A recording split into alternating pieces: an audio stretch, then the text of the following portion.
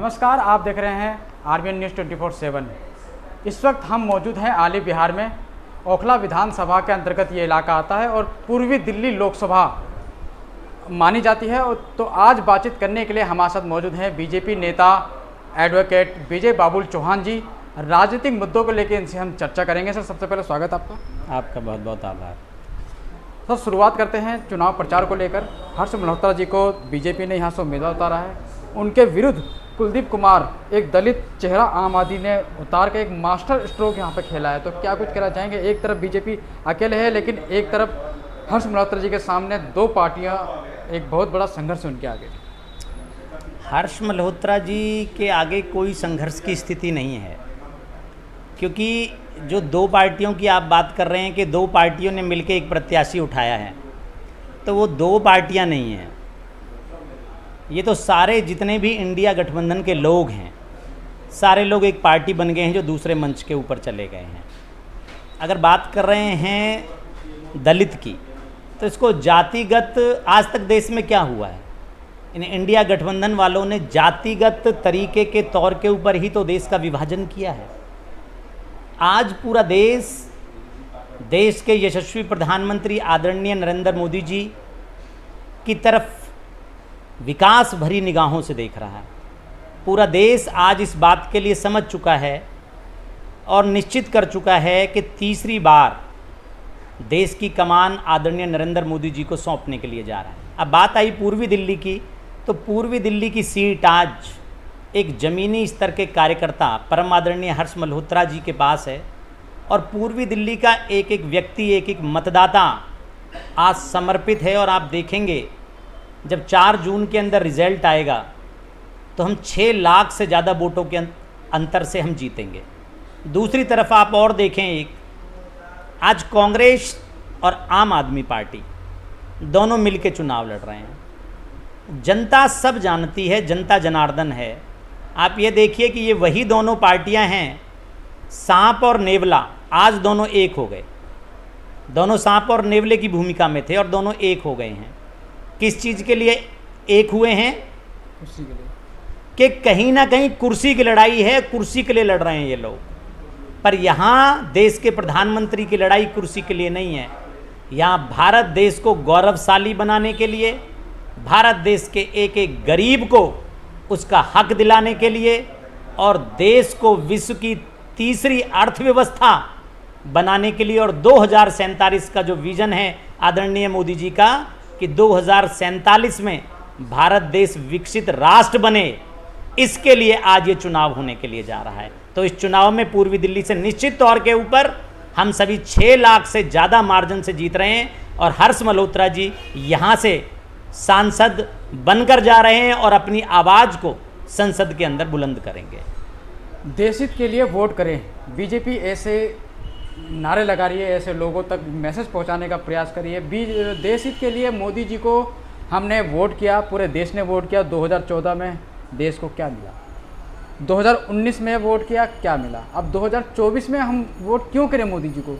आखिर क्या मिला? आज विपक्ष से लगातार आवाज़ उठाता जा रहा है कि देश में बढ़ती बेरोजगारी से लोग परेशान हैं, और महंगाई से लोग परेशान हैं, और भ्रष्टाचार से लोग परेशान हैं। देश हित के लिए भारतीय जनता पार्टी इसलिए वोट मांग रही है क्योंकि देश हित के काम करने हैं। 2014 से लेकर और 2019 तक जो आपका सवाल है कि देश को क्या मिला देश हित के अंदर, 2014 से पहले की स्थिति आप देश की देखिए। देश के अंदर एक रेलवे स्टेशन अच्छी कंडीशन का नहीं है, एक एयरपोर्ट अच्छी कंडीशन का नहीं है, और दूसरा जो हमारे देश की सीमाएं हैं जिनके कारण आज हमारा भारत देश सुरक्षित होता है, हमारी एक सीमा सुरक्षित नहीं। 2014 के बाद वो हौसला मिला कि आतंकवादियों को उनके घर के अंदर घुसकर मारने की जो ताकत आई, वो परम आदरणीय नरेंद्र मोदी जी की सरकार के द्वारा आई। आज देश के अंदर जीएसटी कानून लागू किया, आज देश के अंदर देश की अर्थव्यवस्था को बढ़ाया। आज पूरे 10 साल के कार्यकाल के अंदर मेरे देश के आप सारे हाईवेज को देखिए, आप पूरी इंडस्ट्रीज को देखिए, और इन 10 सालों के अंदर भारत देश का डंका जो है पूरे विश्व के अंदर बजा है। परम आदरणीय नरेंद्र मोदी जी के द्वारा आज देश के गरीब को हर वो सुविधा मिल रही है जिस सुविधा के लिए ये कांग्रेस पार्टी वाले कहा करते थे कि अगर केंद्र से 1 रुपया भेजा जाता है तो 10 पैसे मात्र खाली आम जनता तक पहुंचते हैं। आज हजारों ऐसी स्कीम्स जो डायरेक्ट गरीबों तक पहुंचती हैं परम आदरणीय नरेंद्र मोदी जी के कारण हुई। आज देश का इंफ्रास्ट्रक्चर देखिए आप, आज देश का इंफ्रास्ट्रक्चर चेंज हुआ है और आज देश सीमाओं से लेकर कश्मीर से लेकर कन्याकुमारी तक सुरक्षित है। और इसका सबसे बड़ा उदाहरण भाई इन 10 सालों के अंदर हमें 370 से छुटकारा मिला। इन 10 सालों के अंदर गरीब को उसका हक मिला। इन 10 सालों के अंदर आतंकवादियों को घर के अंदर घुसने की हमें ताकत मिली। इन 10 सालों के अंदर 500 वर्ष का इंतजार खत्म हुआ है। 500 वर्ष का इंतजार खत्म होने के बाद श्री रामलला आज अपने गर्भगृह के अंदर आए हैं। आज रामलला की स्थापना हुई है। इन 10 सालों के अंदर मेरे देश को बदलते हुए देखा गया है। राष्ट्र हित के काम हुए हैं। भारत का डंका पूरे विश्व के अंदर बजा है और आज पूरी दुनिया भारत को कहीं ना कहीं एक बिजनेस हब की तरह देख रही है और बहुत आशाएं लगा के बैठी हुई है कि आने वाला समय निश्चित तौर के ऊपर भारत देश का है। इसलिए आज हम कह रहे हैं कि आपका अपना वोट राष्ट्र हित के लिए है और राष्ट्रीय हित जो है वो हमारा सर्वोपरि है। सबसे मोदी जी के इन्हीं 10 साल के कार्यकाल में निजीकरण बढ़ा है। एयरपोर्ट का कह लीजिए, स्टेशनों का कह लीजिए, बंदरगाहों का कह लीजिए, या फिर जितने भी हमारे राष्ट्रीय इमारतें हैं सबको निजीकरण कर दिया। क्या ये सब जरूरी था? आज आप देखिए कि जो पहले की सरकारें 60 साल तक जिन साहबजादे की सरकार ने यहाँ शासन किया कांग्रेस ने, इन्होंने क्या किया? जो जिस हालात के अंदर आप MTNL को देखिए, MTNL उस हालात के ऊपर पहुंच गया, बदहाल हो गया। आप रेलवे को देखिए, रेलवे पूरी बदहाल हो गई। आज ये 10 साल के अंदर जो काम, जो निजीकरण जिसको कह रहे हैं, आज आप हमारे एयरपोर्ट्स को जाके देखिए। मैं कहता हूं 2 रुपए का अगर हमें कोई टिकट मिलता था एंट्री के लिए, आज वो टिकट अगर 4 रुपए का टिकट है तो आप ये देखिए कि उस 4 रुपए टिकट के बदले जो आपको फैसिलिटीज मिली है, वहां स्वच्छता देखिए, वहां फैसिलिटीज देखिए, पीने का ठंडा पानी देखिए। पहले हम क्या देखते थे, आमतौर के ऊपर रेलवे स्टेशन के ऊपर गुटखा खा के लोग थूक के रखा करते थे। पर जब से परम आदरणीय नरेंद्र मोदी जी ने पूरे देश को स्वच्छ करने का बीड़ा उठाया और उसके साथ चले, आज पैटर्न बदल गया है पूरा का पूरा। हर चीज हाईटेक नजर आती है और बाहर से जो विदेशी लोग आते हैं उसका सबसे बड़ा उदाहरण है, आप लोगों ने देखा होगा भी G20 जो कार्यक्रम हुआ, G20 कार्यक्रम के अंदर पूरे विश्व के सभी लोग आए और उन लोगों के आने के बाद आज देश का जो मान सम्मान गौरव और जो यहाँ की अर्थव्यवस्था जो ऊपर तक गई है, तो आज एक छवि पेश की है कि मेरा देश जो है, पहले क्या कहते थे कि भारत देश जो है वो गंदगी बहुत है, यहाँ पर बहुत सारी चीजें। किसने बनाई? ये इंडिया गठबंधन के लोग, ये कांग्रेस के लोग विदेशों में जाके हमारे देश की सिर्फ बुराई किया करते थे। आज विदेशों के अंदर आदरणीय नरेंद्र मोदी जी के कारण आज विदेशों के अंदर हम लोगों की जय जयकार होती है और विदेश के अंदर भारतवर्ष का नाम बहुत ही अच्छे और कृतज्ञ शब्दों के अंदर लिया जाता है। पूर्वी दिल्ली की बात करी जाए तो कुलदीप कुमार आम आदमी पार्टी के प्रत्याशी हैं। आम आदमी पार्टी ने दिल्ली की महिलाओं के लिए, या यूँ कह लीजिए पूर्वी दिल्ली की महिलाओं के लिए, क्योंकि पूर्वी दिल्ली में हम लोग बैठे यहाँ की बात करते हैं, तो पूर्वी दिल्ली की महिलाओं के लिए 4 बेनिफिट की चीज़ें दी हैं। सबसे पहले मुख्यमंत्री 1000 रुपये सम्मान योजना जो अरविंद केजरीवाल जी ने दी है, ये बहुत बड़ी सौगात है महिलाओं के लिए। उसके अलावा महिलाओं की सुरक्षा के लिए बसों में मार्शल तैनात किए हैं और CCTV कैमरे लगाए हैं और मुख्यमंत्री तीर्थ यात्रा है, महिलाओं को बसों में यात्रा फ्री है। तो ये बहुत सारी चीज़ें हैं जो कहीं ना कहीं महिलाओं का कन्वर्ट करती हैं कि वो आम आदमी पार्टी की तरफ बढ़े। क्या कहेंगे? दिल्ली की केजरीवाल सरकार ने, ये वो सरकार है जो झूठ का पुलिंदा है। केजरीवाल जी के लिए मेरे 2 ही शब्द हैं जो मैं उन्हें कहना चाहता हूँ कि ना तो इन्हें जलाया जाए ना इन्हें दफनाया जाए, और जितनी भी किताबों के अंदर झूठ शब्द लिखा है वो मिटाकर केजरीवाल को उसमें चिपकाया जाए। क्योंकि केजरीवाल जी जब राजनीति के अंदर आए तो सबसे पहले केजरीवाल जी कहते थे कि मैं राजनीति के अंदर नहीं आऊँगा, मैं राजनीतिक पार्टी नहीं बनाऊंगा, किसी भी विधायक को, सांसद को, मंत्री को 2 बेडरूम से ऊपर का कमरा नहीं होना चाहिए, किसी को भी लाल बत्ती मुहैया नहीं कराई जाएगी, सिक्योरिटी गार्ड किसी के पास नहीं होने चाहिए। इन सारे झूठों के साथ जब वो आए तो आज आप देखिए 125 करोड़ रुपए का शीश महल केजरीवाल जी ने बनाया अपने लिए।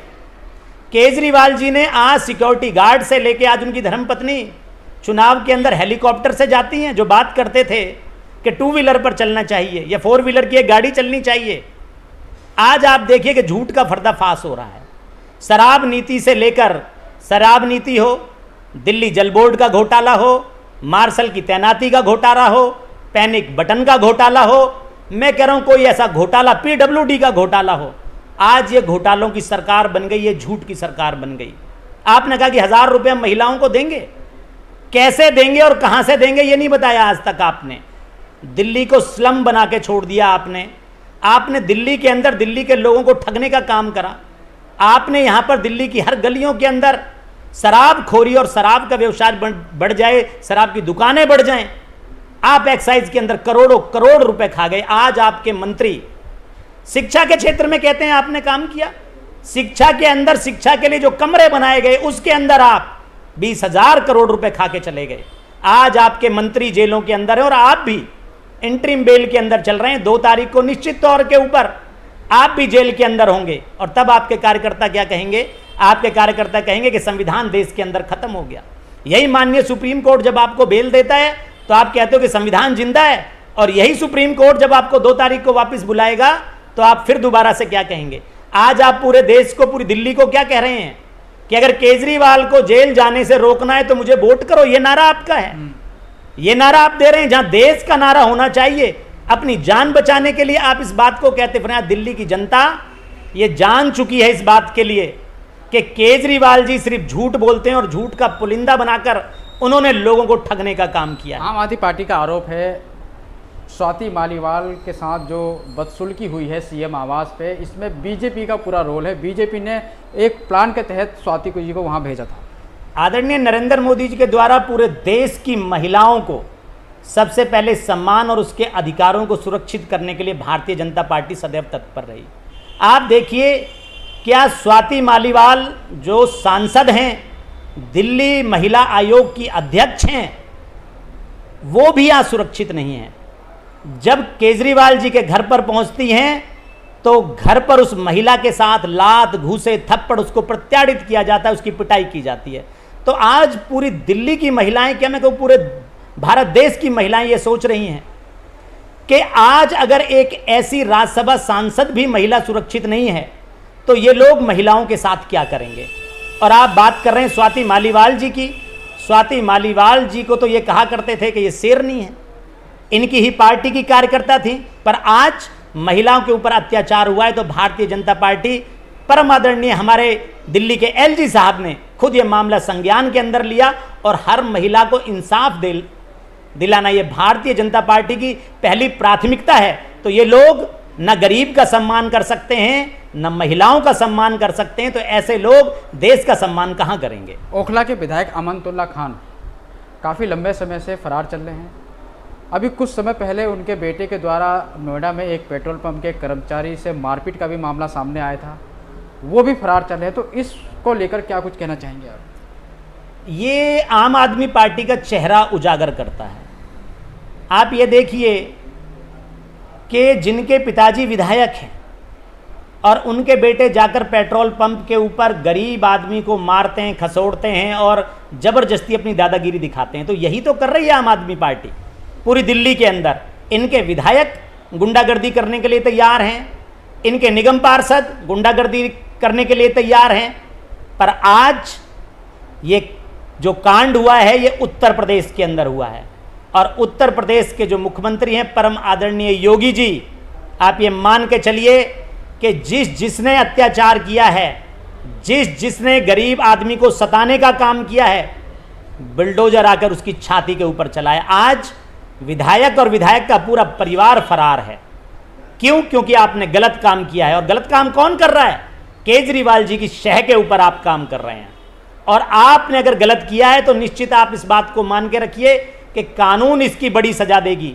आज विधायक कहाँ हैं? विधायक आज दर दर की ठोकरें खा रहे हैं, छुपते फिर रहे हैं। क्या विधायक का ये काम होना चाहिए?